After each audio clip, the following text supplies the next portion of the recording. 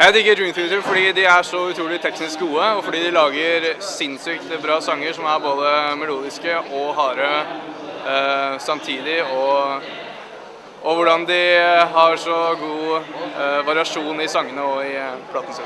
Fordi det er bra og spennende musikk, og jeg liker sånn musikk. Okay, we came all the way from Guatemala, Central America, just to see Dream Theater. We're really glad to be here in Norway. Yes, it's like a dream come true since about more than 10 years we've dreamed of seeing this band, and it's like a dream coming all this way to Norway, seeing Dream Theater. It's gonna be Portnoy. Ja. Og så jo John Petrucci. Ja. Jeg er ute og skriver lenge til. Vi har reist 2,8 mil en vei nå for å være med. Fra Bindal i Nordland. Klar for konsert?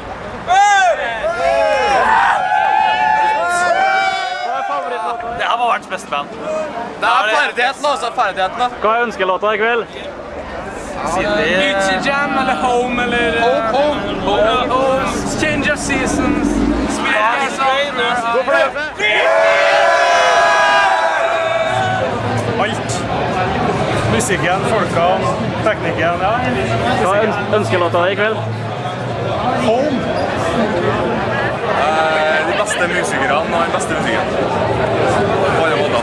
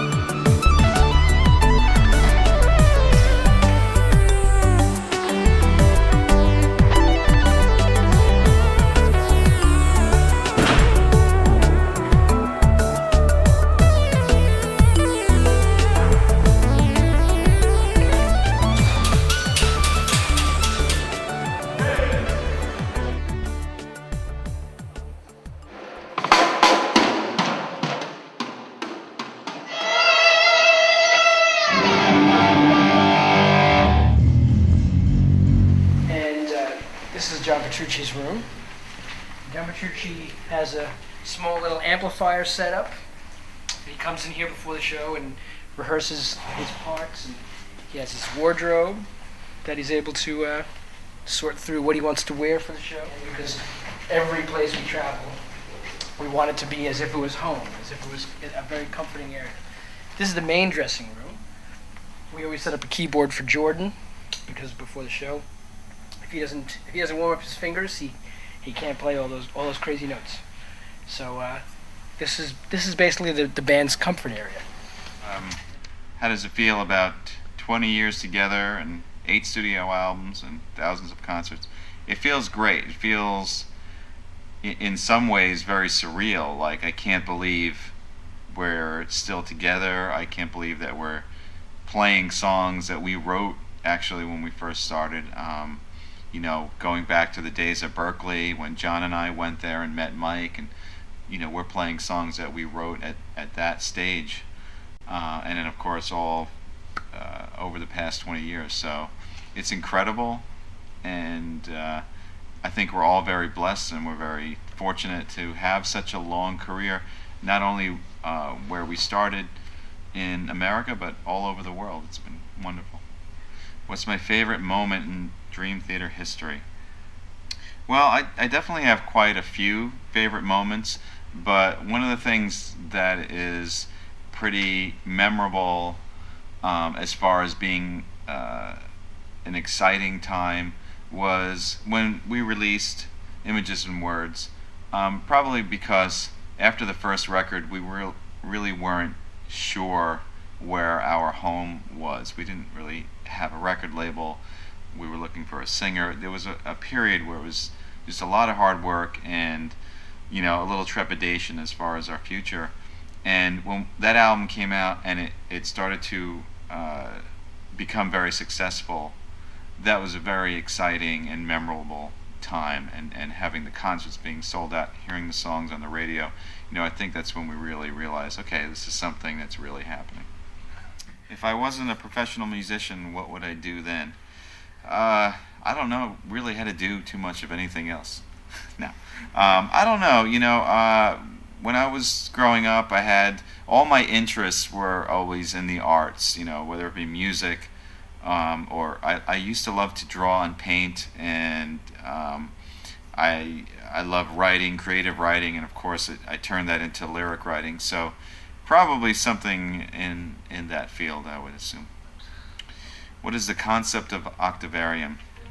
Well, first of all, we wanted this album to be a collection of many different styles and sides of Dream Theater, which is more of how we're used to writing. You know, we usually don't just do one type of style and have one direction. So we wanted to make sure that there were progressive elements, which is what we love to do and what we're known for, as well as some of the influence from the last couple of albums, like the heavier, more riffy things.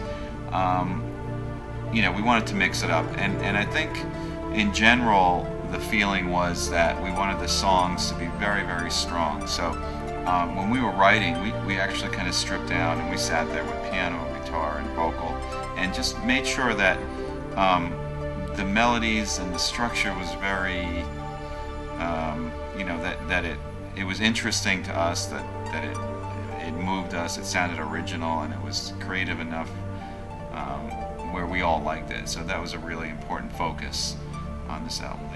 Is that everything is centered around 8. It's called Octavarium. It's our 8th studio album. There are 8 songs.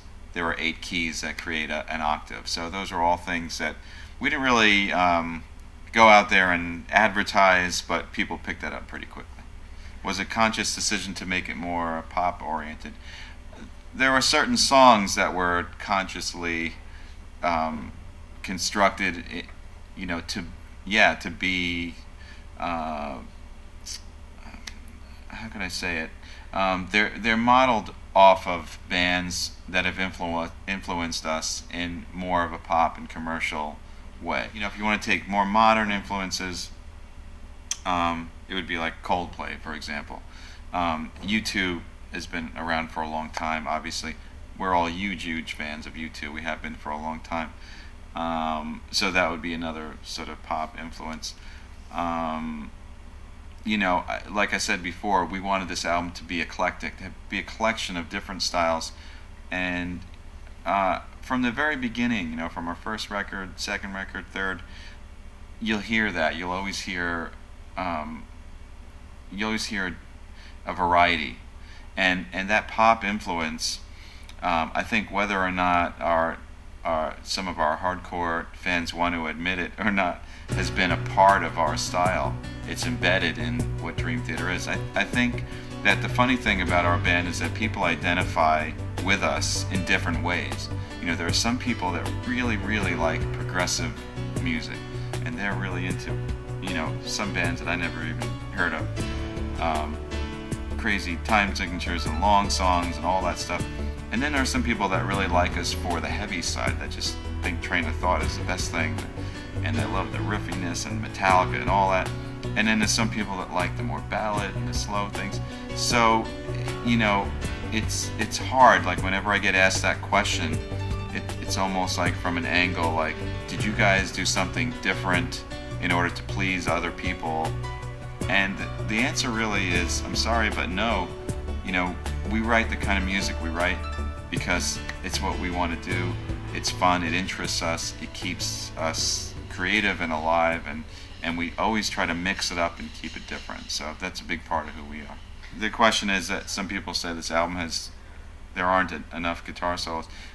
You know, once again, going back, the funny thing is, when Train of Thought came out, there were so many people that were like, you know, critically saying, oh, there's too much shredding going on, and it's too riffy and too dark, and then the next album comes out, and then people say it's not enough. And prior to that, people were saying, where's all the shredding? So once again, you know, it's not something where, you know, we listen to all this feedback, take it in, and say, okay, on the next album I'm just going to do this because people said it wasn't there. For us, we really do what suits the album, what suits the music, whatever sort of stage we're in our lives, what we're trying to accomplish.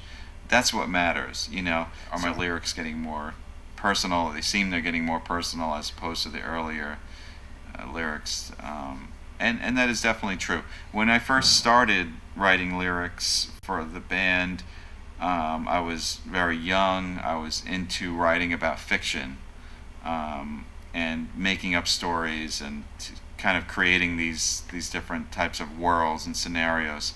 And I think when you're younger, it's a little bit more difficult to sort of tap into the personal side. And as I've gained experience, I find that it's more rewarding, and I'm more in touch with writing about my own feelings, my own reflections, my own philosophies on things that either I've experienced or other people have experienced and I've, you know, sort of commented on. To me now, that's a lot more interesting than writing about mythology or something like that. You know, that's just something that's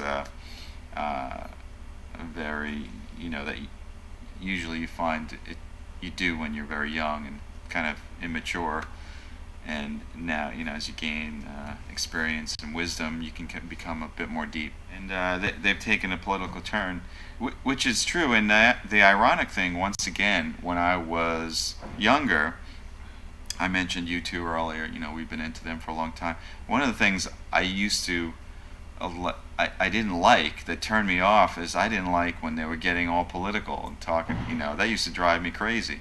And the ironic thing is that now I kind of get it. I see what they mean, and I see how there are times when music is a place to sort of bring up those topics and to be a forum for that type of thing. I mean, some of the things that I've talked about having to do with religion and moral issues and stuff, they're a bit deep for like a normal rock and roll song, but, you know, I guess we're not the normal rock and roll band, so I think it kind of fits.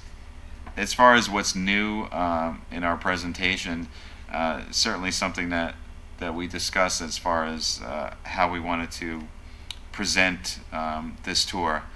One of them is that the video portion has become an integral part of the show.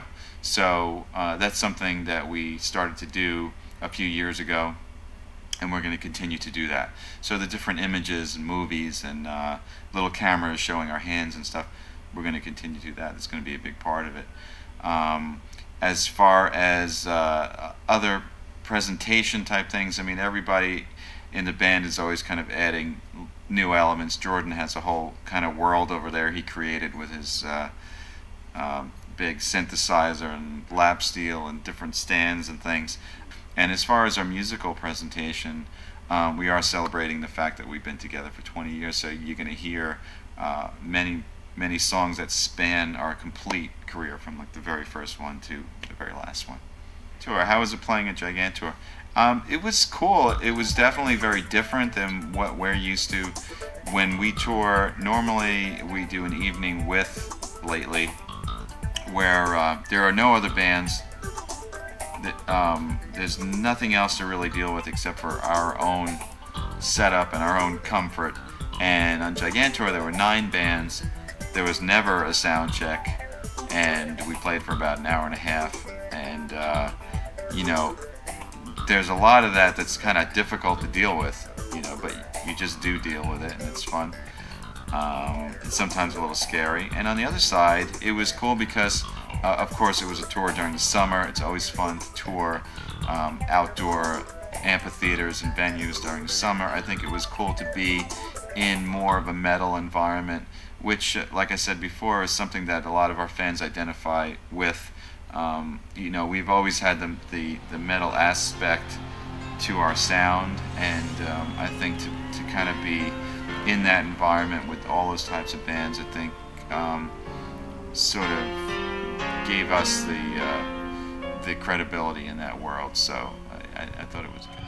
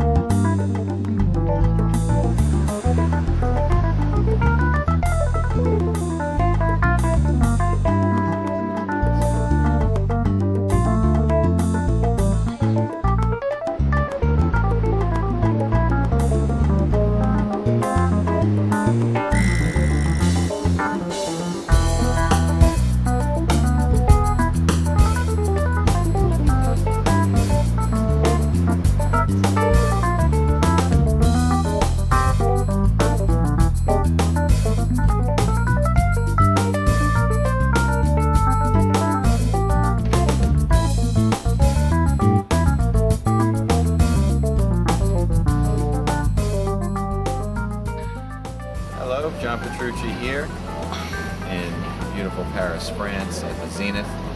We're about to play tonight and I'm really looking forward to it. It's always an incredible show here with incredible bands. And before we do that, I just want to show you a brief tour of some of my equipment, so follow me. First thing I want to show you is something I'm really proud of for the Octavarium World Tour. And this is a mural that Mesa Boogie had painted on the grills that go in the cabinets. And of course the mural is from the artwork from the album Octavarium. And as you can see, each cabinet has a different part of the picture, and when you put them together, it makes the full mural. So that is my latest, most proud addition. And if you're wondering, the bottom 4x12 cabinets are for the Road King head that I use, and that is all of my dirty, sort of heavy, crunchy sounds and lead sounds. And the top cabinets, the 2x12s, are for the clean sounds. I use a Lone Star for that. I'll show you in a second. Come over here to my pedal board world. Over here is where I control all the different functions of the amplifier and the effects. And I have the songs programmed in here. So for example, if I have to play Never Enough, there it is. And what we do is every night we program the set. Here's the set list on the floor there. You can look over here.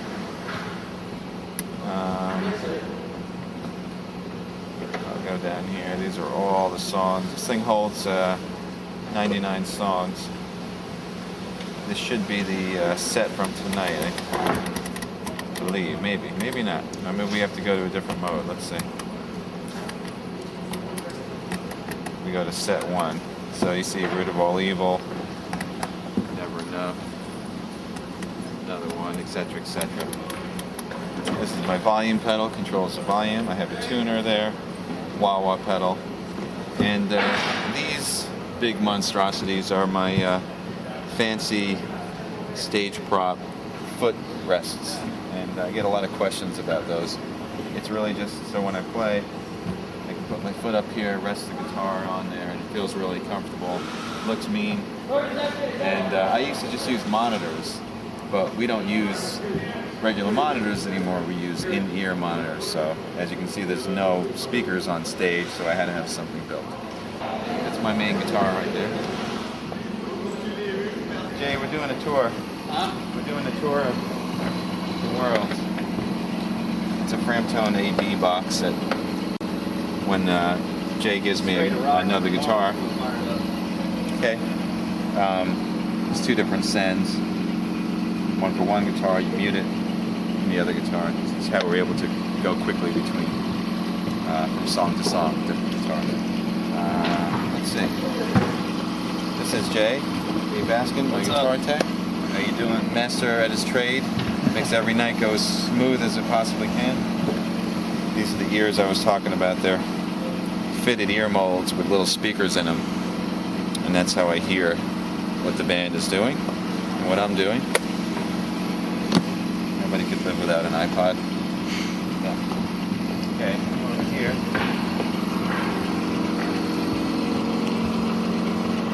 This is basically all the equipment. This is Jay's workstation, and of course the rack of gear.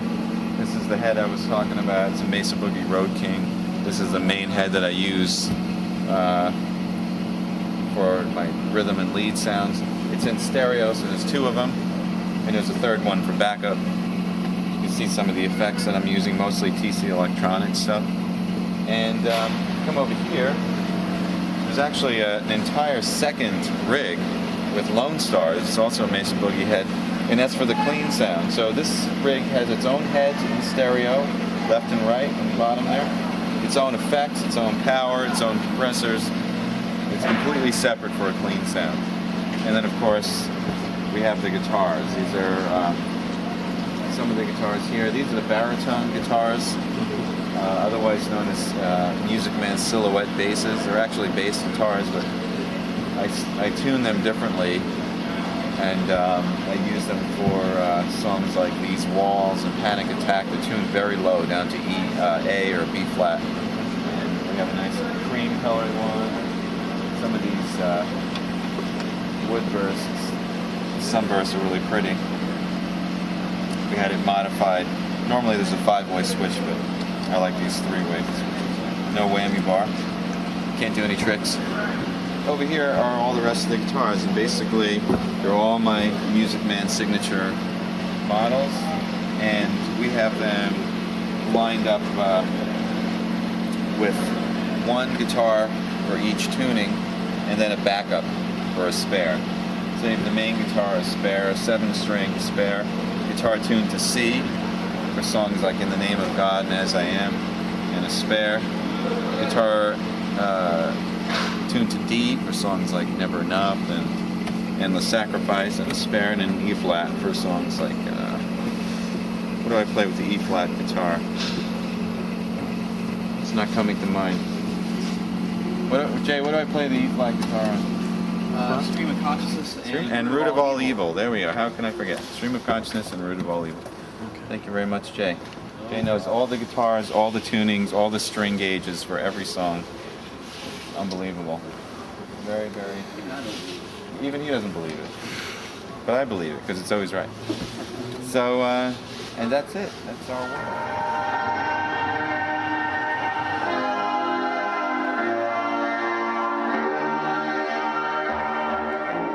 I have a ritual before I go on stage. First of all, I like to warm up. I like to get myself very loose and, you know, get the blood flowing in my hands, but at the same time I like to be very relaxed. If you look over here, I have a little setup. I don't know if you can see down there. I got my slippers, my footrest, my practice rig, a heater, a clock, a funky lamp. You know, I try to keep the lighting sort of mellow and just try to get into a good frame of mind, so I don't feel, you know, anxious or nervous when I go on stage. And then, of course, you know, change my clothes, get all ready, and just like I said, try to stay loose and relaxed. It's basically my ritual. My favorite part of the concert is when we're into the concert. You know, after the beginning. When you first come out, it's very exciting because, you know, you're coming out, people are seeing you for the first time, there's a lot of energy, but at the same time, you know, you're getting used to the way it sounds and the way it feels, and the way the monitors sound in your ears, and, you know, there's a little bit of adrenaline. I like it when it's sort of into the concert a bit and the band is very settled. And everything's balanced, and the audience is comfortable, and people are smiling. You know, I feel like that's the best point to me. As it gets towards the end, once again, it's exciting, but, you know, then you're tired, and it's the end. So, like I said, once the band gets into a groove, it's usually a few songs into the concert. French audience is great. They're awesome. You know, we've been coming to France now for so many years, and we've seen it build and build and build and build, and without a doubt, every time we come here, the audience is great. You know, they're true fans. They love the music. They know all the words. They know the songs. They're smiling. They're loud. They sing along. They couldn't be any better, really. Never enough. Yeah, you know, a lot of times when I think about the songs, I think about the technical aspects of the song. It's the first thing that comes into my mind. You know, that song has a very cool section in the middle of the song that's it's not really a guitar solo, it's sort of like a unison thing with the keyboards. It's very challenging, and it's very technical, and it's something I really like to play. So you know, that was something that was different for us, to make a section of music that was instrumental and that was challenging, but wasn't necessarily improvisable.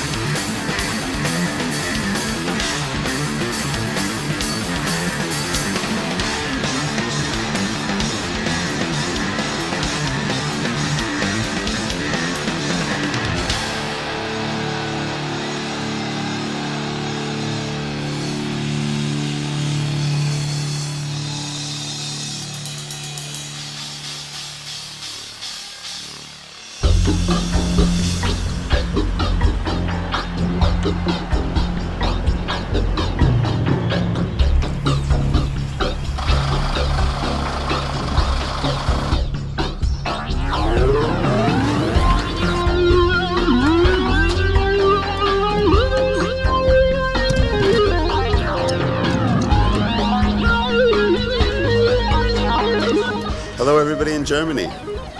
It's Jordan Rudess here. Very nice to have you with us. To have you with me, whichever way. But happy that you're all watching me. Hello. See you later. Bye.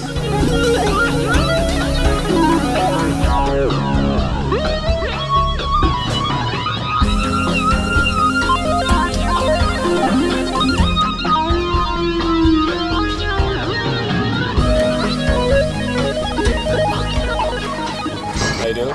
I'm Bert Baldwin. I'm doing lights and video and all this kind of good stuff.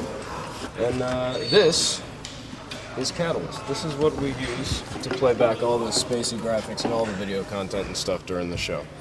This, of course, is the lighting board. This is the hog, and this triggers everything. So this is what my hands are actually on during the show. And this guy is just kind of a slave to Catalyst. Catalyst tells it what to play. Or, I'm sorry, the hog tells Catalyst what to play. So we'll go here, and you see Rivalin, and then we've got the intro video cue right here. So when I hit the go button, we hit the intro video cue, and you see that Catalyst here has started playing the Balls intro, which you guys are probably familiar with by now. And that, when the video rack is set up and everything, we're not totally set up yet, but when all the video rack is set up, then all that stuff gets fed through to the screens. And all that good stuff. And then all the camera cuts and all that are also completely programmed into here, so it's all automated. But there you go, that's the basic quick and dirty. Greetings everyone from the Mirror. This is James LaBrie, and welcome to this personal tour and discussion, and let's have fun with it. So here we go. I'm going to show you guys right now like the setup for tonight. We are in Düsseldorf. This is my table. This is where I put my thermoses and my water, and then I grab these little doodahs, you know, throughout the night when there's any kind of moment during the concert that might entail me accompanying the guys during an instrumental section or whatever. And obviously here's the Munster drum kit that Mike plays on.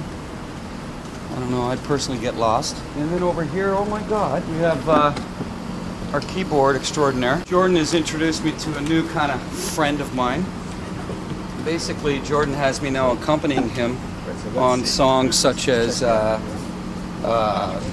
you know, like an Octavarium, during the Octavarium, the whole intro part, and then during In the Name of God. And I'm playing, and we have it numbered, basically, so that I can, I'm keeping my hand here because I definitely do not want you to see something here.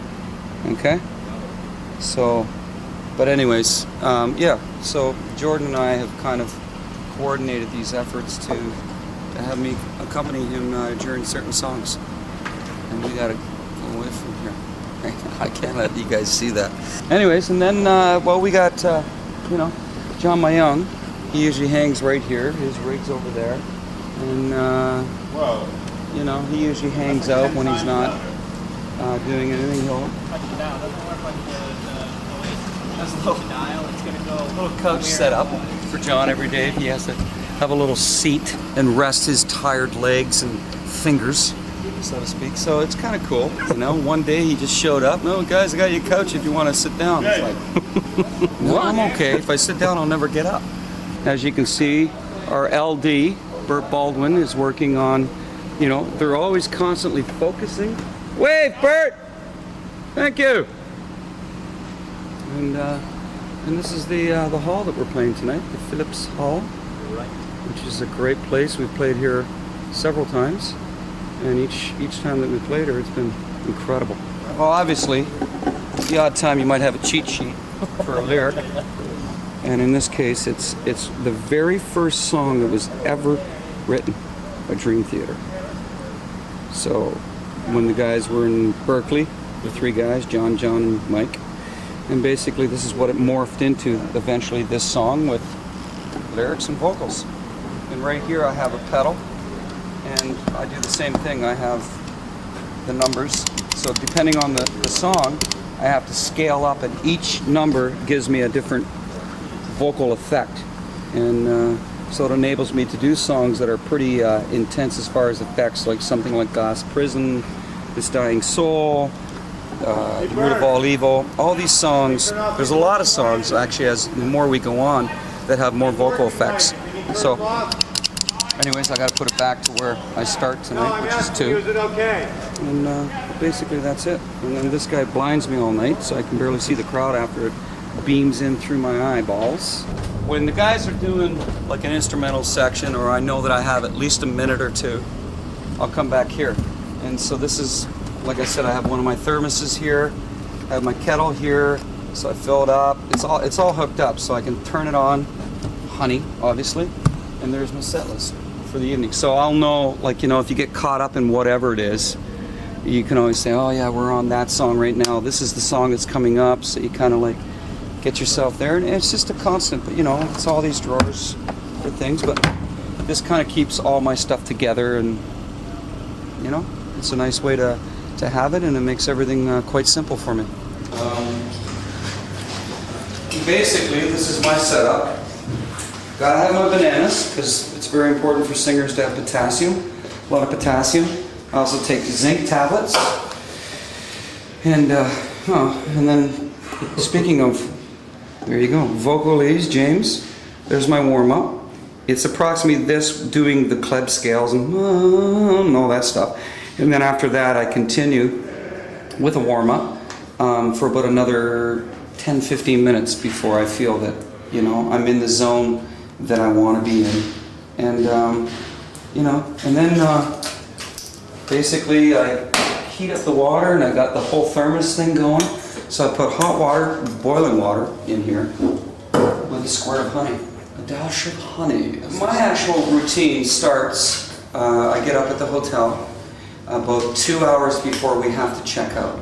And so what I do is I get up, and I have this stuff that I take. It's called Immunicol, and it's a protein. It's a very concentrated protein powder, and what it does is it enhances your immune system, which is affected by the glutathione level in your body, which is the cells that help protect you against whatever, like virus or bacteria.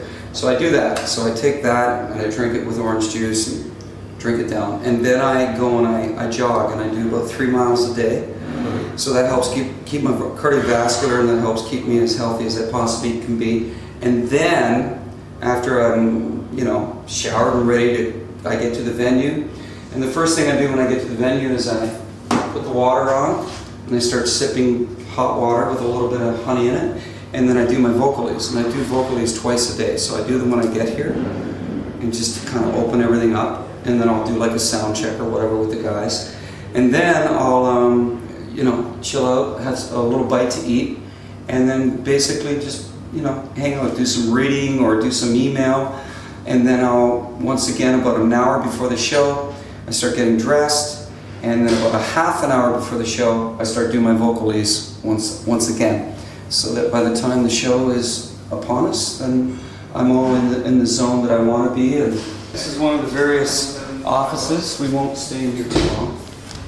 This production, there's another production office. There's Ray Amico, our production manager extraordinaire. And then there's Rick Fulner, our tour manager extraordinaire. Hey Jay. Yes. I got your 5 bottles of red wine. Oh yeah, and that's the other thing. Rick is really out to destroy me. He would like to see me drink 5 bottles of wine every night, which I don't do. Otherwise, we wouldn't be on tour. And a limo will pick you up about 8:30. Okay, all right. Thanks a lot, Rick. You might have been better to tell me that later on. Thanks. Well, this is 2 of the wardrobe cases. So, you know, over there. So John Myung and myself, we share this wardrobe case. And then, you know, here's some clothes that we're obviously drying and whatever. This is obviously Jordan and Mike's wardrobe. And then John Petrucci has his wardrobe down there, and half is for him and half is for miscellaneous items. Very quickly, this is another room, and John Myung is obviously warming up for the show tonight, and that happens quite a bit. And as you can see, Jordan's keyboard is here as well. He does the same thing. He does some warming up, and then there's more hospitalities over here for us if we so need. Okay guys, so here's the bus. This is our bus. And the other bus, the blue bus, that's the crew bus. So we're on here. Our tour manager, he travels with us, and just because he's telling us where we're going, what hotel, and when we're getting up, and get the hell out and get in the hotel, get back on the bus, let's go to the venue. So, and then the crew, but they're on a completely different schedule than us. So they, you know, I mean, they have to be at the venue first thing in the morning. Then they're not out of the venue until 3-4 hours after the show is done. So we're on different schedules. We're out of here already going down the road to the next city, and they're still here packing up. You know, it's a real, they have a tough gig, those guys. A real tough gig. But yeah, they are. They're amazing. So here we go. So come on in. This is basically, you know, like the little kitchenette area. So you want coffee, tea, whatever. You want to nuke something. All the amenities are in these drawers and stuff. You got a little fridge in here with all your drinks and stuff. Then you got a sink back there. And you can see the sign here, don't slam doors, because you never know, right? Like, people are sleeping at various times, so you got to be really considerate of one another. That's our, there's the loo, the toilet. Up here we have a little bit of a lounge. And then you can go up there, and that's where the bus driver is, and that's where he drives from. But we have like TVs here. I think he's got something like 200 DVDs on board here. So we want to watch movies. So we'll go upstairs. This is another lounge that we hang out in, and there's a TV and stereo. Here's our bunk area. This is where we sleep. I'm right here, down here, and then you can come all the way down here, and right at the end here, I'll let you squeeze by, but there's like 2 seats up here if you ever want to be going down the road and you just want to chill out, you want to read, or if you want to just watch the road go by. It's really cool watching it go by from up here.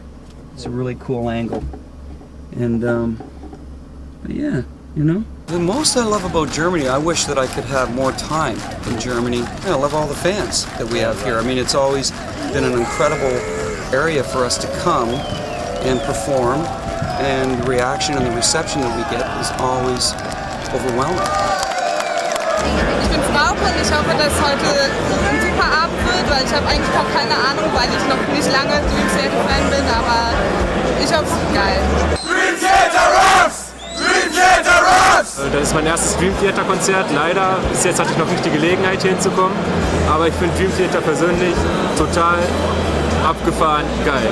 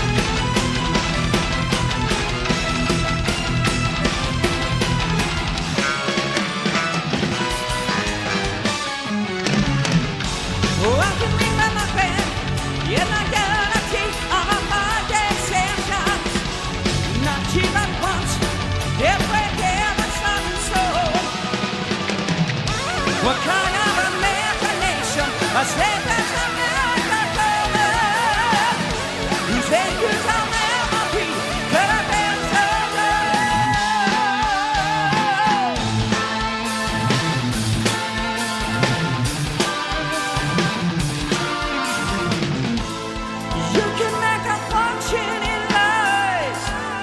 You can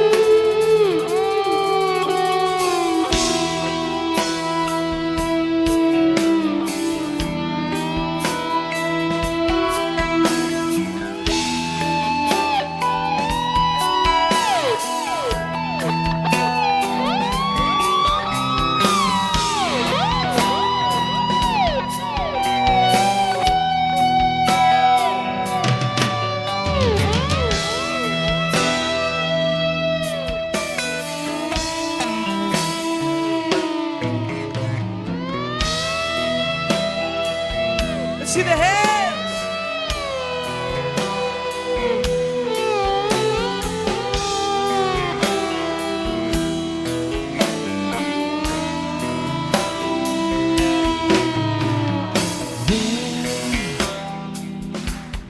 There it is. I swear he's gonna murder that poor kid.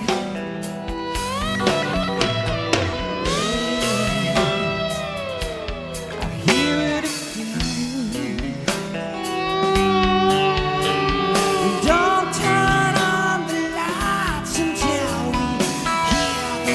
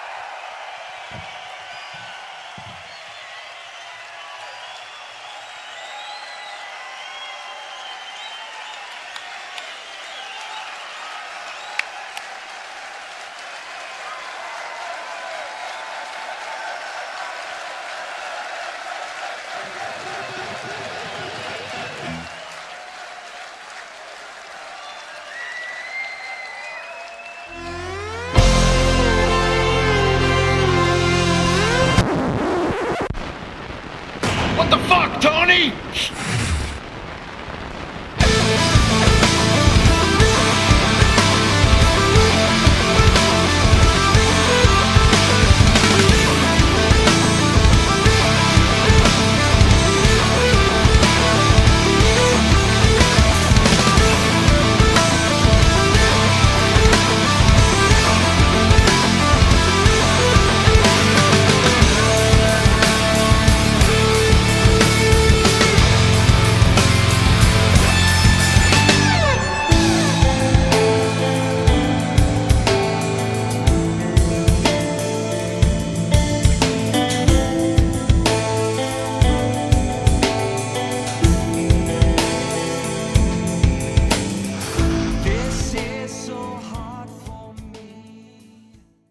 Well, this tour is especially special, as James once coined the phrase, because it's really, you know, the emphasis is celebrating the 20th anniversary of the band. So, you know, I think, you know, every show is covering basically the whole history of the band from '85 to 2005, and you know, we play something off of each album, and we've been able to throw in some obscure tracks like Another One, Raise the Knife, and so to me that's been, you know, the highlight of this tour, what's made it especially special.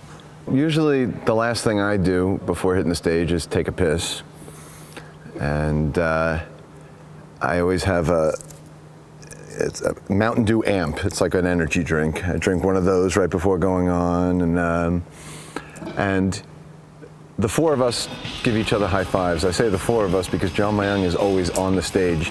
Basically, after sound check, John Myung will go eat dinner and then just go into his own little world on stage right, and he just stays there until showtime. So we just see him on the stage, but the rest of the four of us are all backstage giving each other high fives and have a good show kind of thing. My favorite part of this tour is the intro to Octavarium, because I get a good 5 minutes to actually catch my breath and have a little water and just towel off. And you know, after doing Gigantour this summer, where it was like 90 minutes straight of just no breaks, and even the first set on this tour is usually pretty hard hitting, by the time we get around to Octavarium in the second set, I'm desperately looking forward to that break where Jordan does the intro. So that's honestly my favorite part of the show.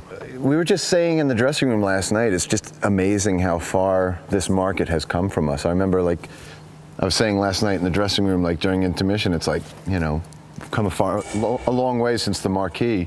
And I remember England was always a really tough market for us to crack for many, many years, because we have no label support here.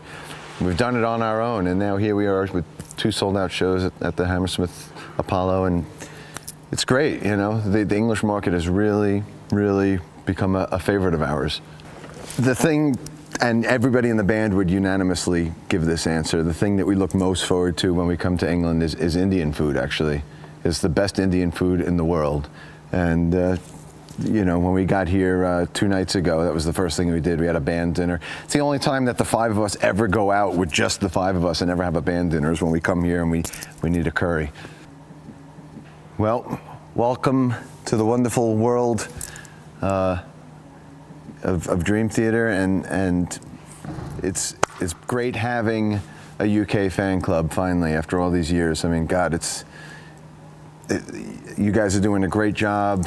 It's great to have a fan club here, an English-speaking one, no less, and it's great to have you guys on board and part of the family.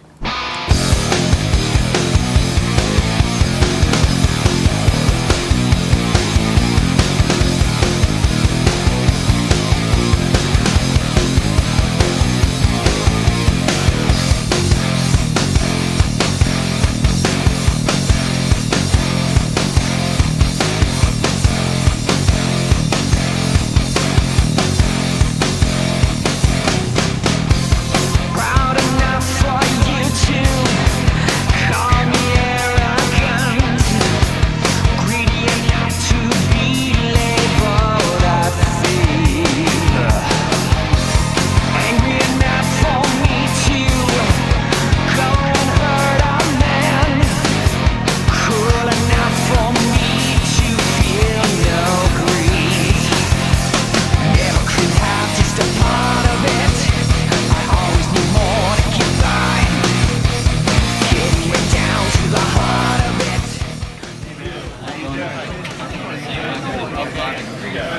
in the previous one. I've been using it actually in our show because I have to pass it off.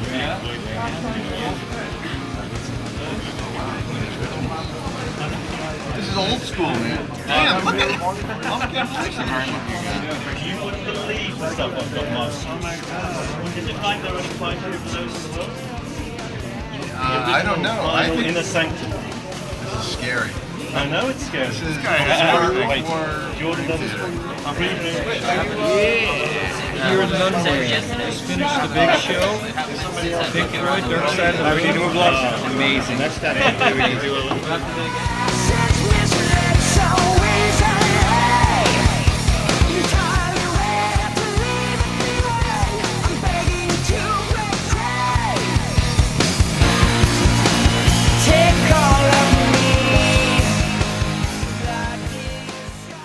I had chosen to do Dark Side of the Moon years ago. You know, around the same time when I picked Master of Puppets and Number of the Beast, this was another one that was on my top 5 list. I mean, it was inevitable that we would do a Floyd album, and we've been doing Floyd covers for years. We've done Comfortably Numb and Hey You and Echoes and One of These Days. You know, it was inevitable that we would tackle a Floyd album. And to be honest, my favorite Floyd album is The Wall. In fact, The Wall is probably my favorite album of all time. So when thinking of which one to cover, I thought about The Wall for a little while, and I actually listened down to it for the first time in years, and it's just an exhausting experience. As much as I love it, and I think it's maybe the most intense album ever made, it's just an exhausting experience, and it would have been a major undertaking, not only for us, but for the audience to endure. So it became obvious that Dark Side of the Moon would have been the right choice, and you know, I'm glad that we're doing it here in London, of all places too. You know, it's really this is where they're from, and it's really fitting to be doing it here tonight. Most DT fans know Teresa. You know, she sang on Scenes from Memory, and then also performed with us live at the Scenes from New York show. So she's got a nice history with us, and when the idea of doing Dark Side came up, it was like obvious, you know, Teresa's got to do it, because those female vocals are so important to this album, and she's made for this album. I mean, she's just perfect. As far as the sax player goes, we had a different sax player in Amsterdam that we're going to have tonight here in London. In Amsterdam, we used a guy named Mike Kidson, who plays with the Australian Pink Floyd show. And tonight in London, we're using Norbert Stachel, who plays with Roger Waters, and he's currently doing some touring with another Pink Floyd cover band called The Machine. So, you know, obviously both of these guys have played these songs a million times, and, you know, we're obviously perfect for the gig.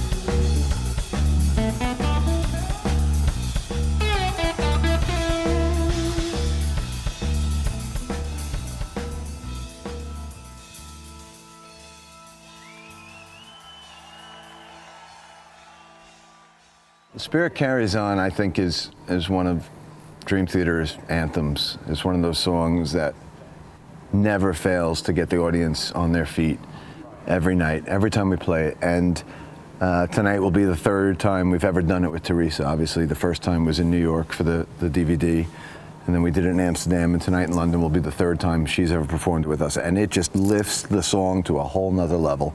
I mean, the song is already so spiritual, but you add Teresa into the mix, and it elevates the song to, it's godly. It's like a religious experience, and I'm looking forward to doing it tonight here in London.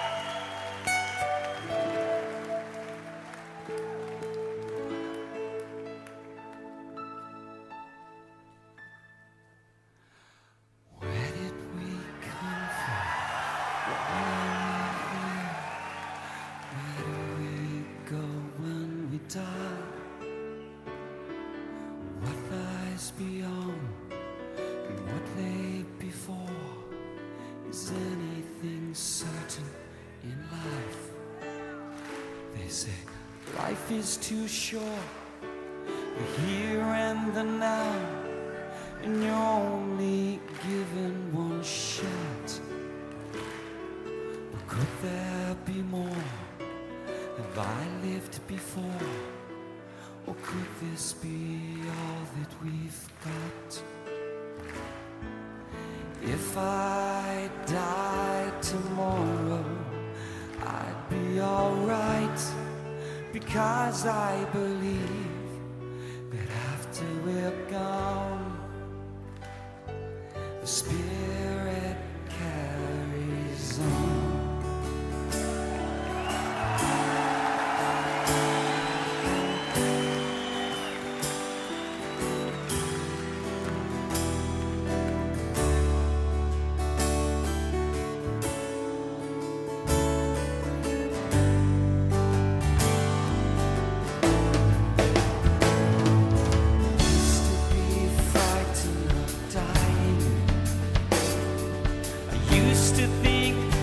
Was the end, but that was before. I'm not scared anymore. I know that my soul will transcend. May never find all the answers, I may never understand why, I may never prove what I know to be true, but I know that I still have to try. Sing it like that! If I die tomorrow, I'd be alright, because I believe that after we're gone, spirit carries on.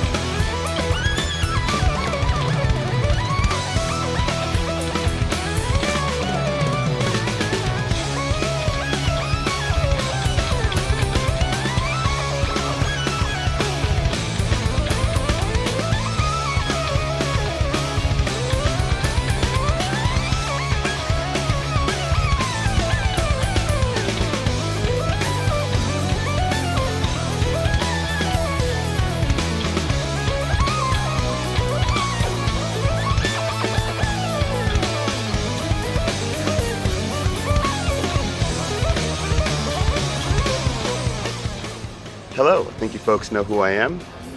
But if not, my name is John Petrucci. No, I mean Jordan Rudess from Dream Theater, and this is my world, my keyboard world. Tonight we're in beautiful Rome and ready to play a very big gig, and we have the opportunity to actually take a look at some of my gear. This is my Korg Oasis keyboard, and it's responsible for most everything that you hear. It's where I do the majority of the show from, and it's a very, very powerful instrument. A lot of people ask why I kind of made a switch from the Kurzweil technology that I was using to the Korg, and well, this is really the most amazing piece of equipment that I could even think about using to get the job done. It features a really, really large screen, which is a touch screen, so I can touch the screen and go in to see all the patches.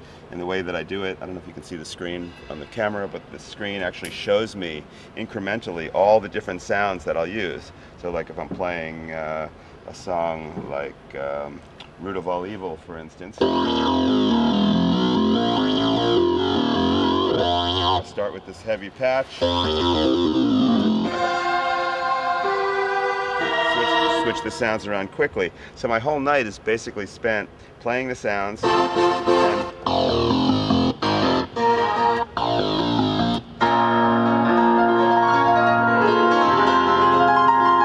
just switching between the sounds. So I might have anywhere from 5 to like 30 sounds in a piece. Some sounds are much more intensive, but they're all done just by doing quick switches.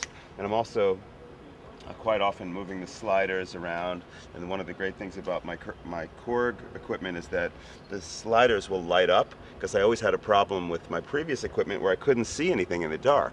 So you'll notice that we have lots of lights, lots of colors, so when it's dark out, I can just reach over and say, oh, I want to move this slider a little bit, and go right there and grab it. So, and of course the screen, being as large as it is really wonderful. Above that, I have the freehand music pad that I use. It's pretty much the ultimate cheat sheet, if you will. Like in my particular role as a keyboardist, I do a lot of crazy things with the kind of mapping. Like I was just working on The Answer Lies Within, trying to figure out how to bring in the cellos. And I was playing the piano, and there's this lovely cello entrance, but I wanted to kind of figure out where to put it, so I ended up placing it over here. Watch.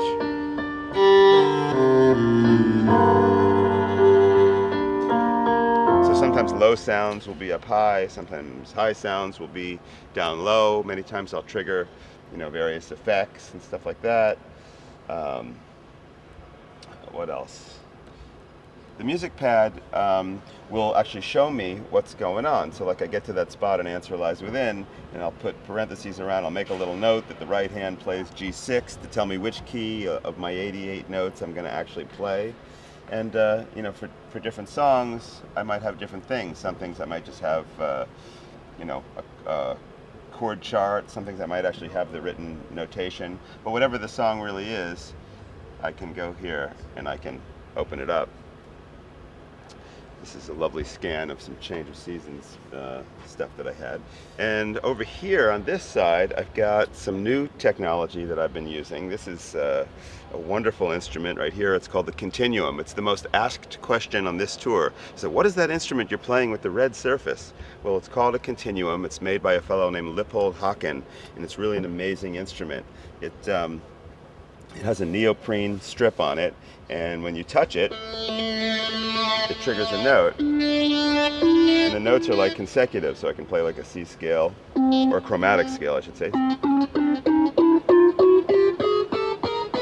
or you can slide it.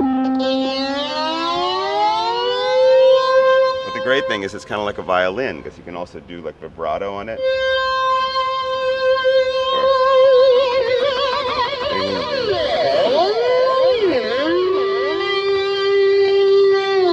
But the cool thing is that I was working with Lippold on the design of this, and you can either play a particular note on it, like let's say C to G, and even though you can really play anywhere on this strip and really get like a weird quarter tone or atonal type thing, when you first press on it, it's in a mode that it will actually play, no matter where I land, if I'm close to C, it will play a C, so. And once I slide, it smoothly slides. And will kind of automatically tune to the note that I'm closest to that I want to land on in the amount of time. It's a programming thing that I'm into, to make it move to the pitch in the amount of time. The other thing that this does is it responds to pressure. So I can play a note very gently, like get it very soft, and then as I press, it comes with more volume. Then I can go front to back to bring in wild feedback effects. Front to back.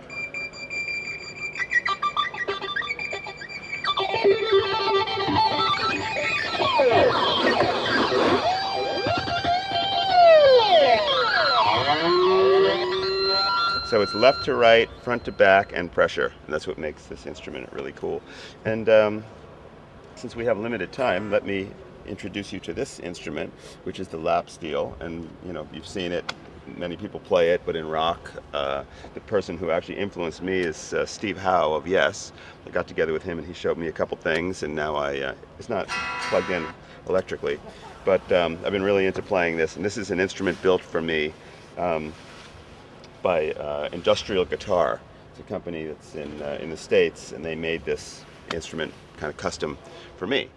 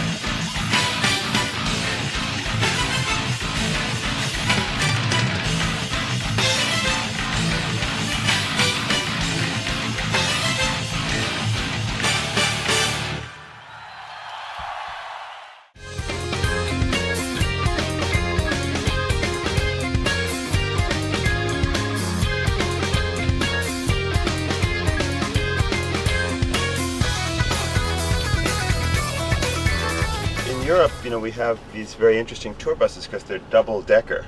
So what happens is that it's a good thing in a way, and in some ways it's not such a good thing. One not such good thing is that when you stand up, you have to be careful of your head, because we often knock our heads. It's we kind of count how many times we knock our heads. So, but once we get that, you kind of walk around like this a little bit.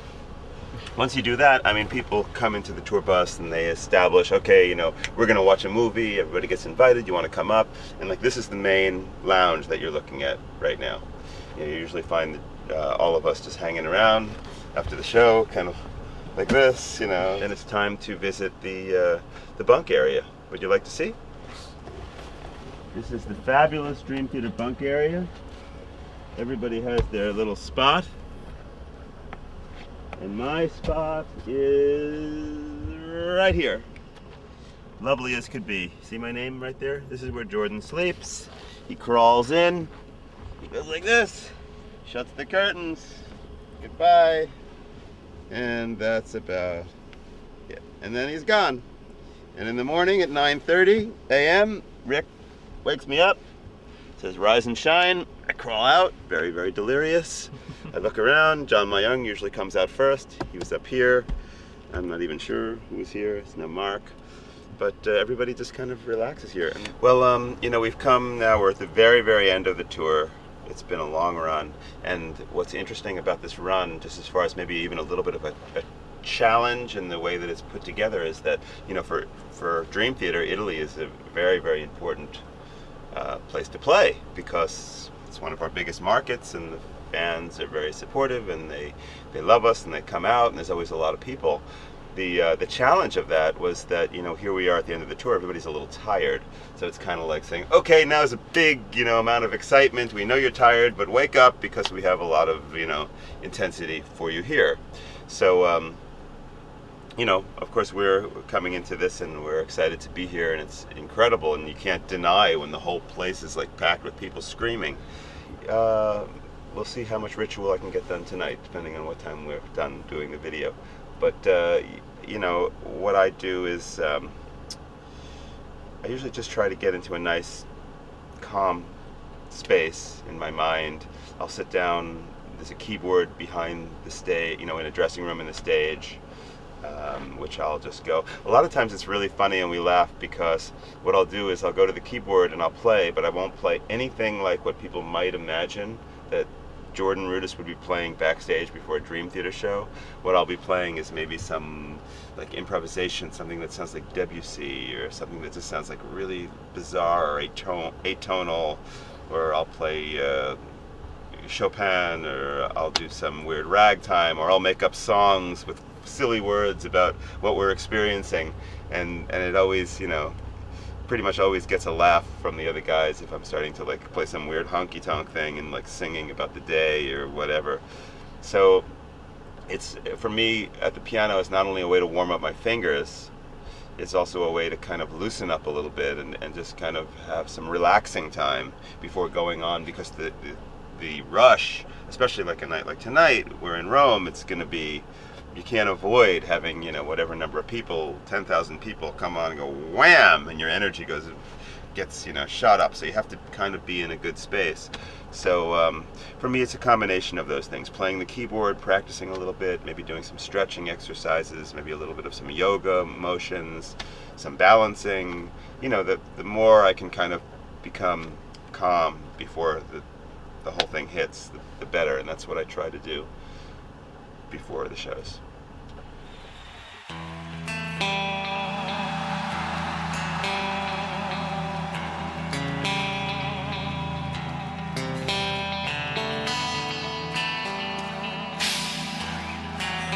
Let's see everyone's head.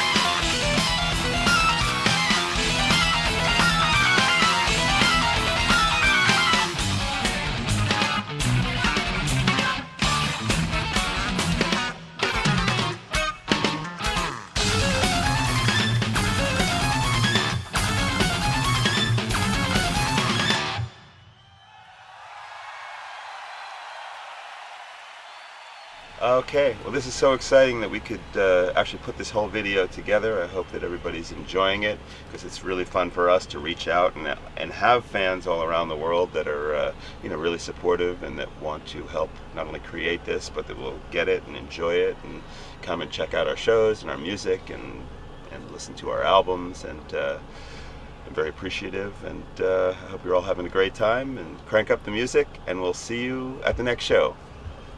Bye.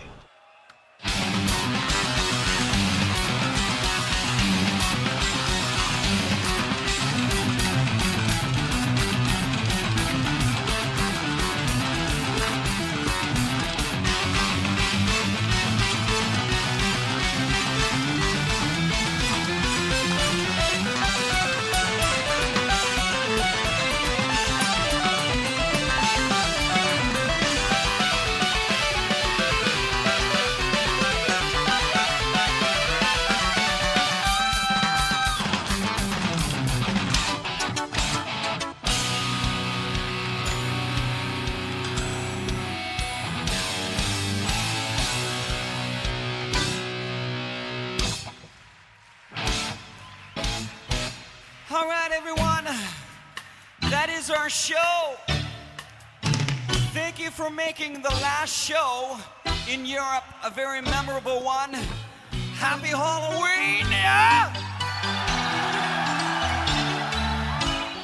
See you next time through, all right?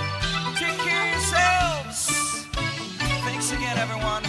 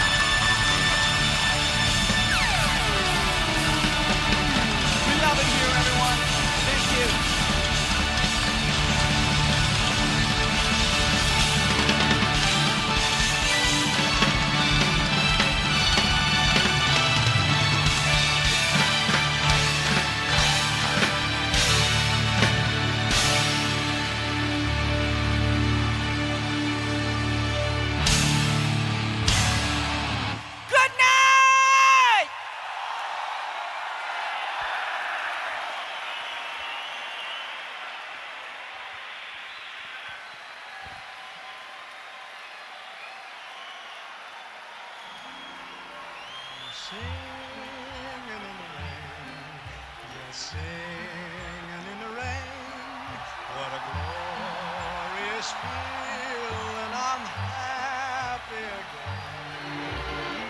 I'm laughing at times so dark up above. The sun's in my heart and I'm ready for life. Let the stormy clouds chase everyone from the place.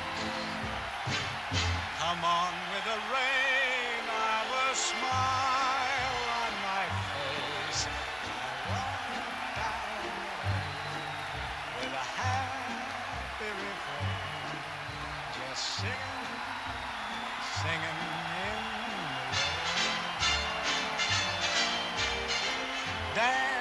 dancing in the rain.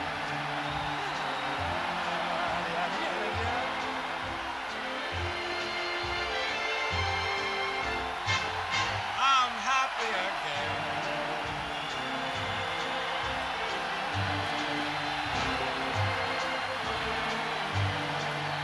I'm singing and dancing in the rain.